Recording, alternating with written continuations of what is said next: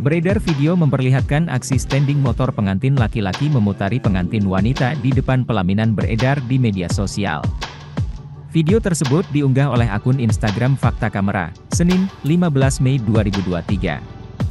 Dalam video itu, pengantin wanita terlihat pasrah dan hanya terdiam.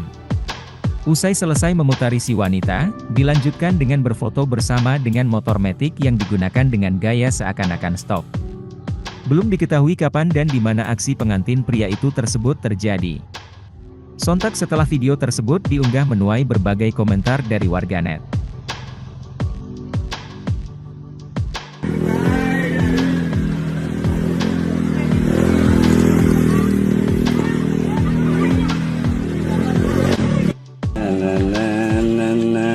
Terima kasih sudah nonton.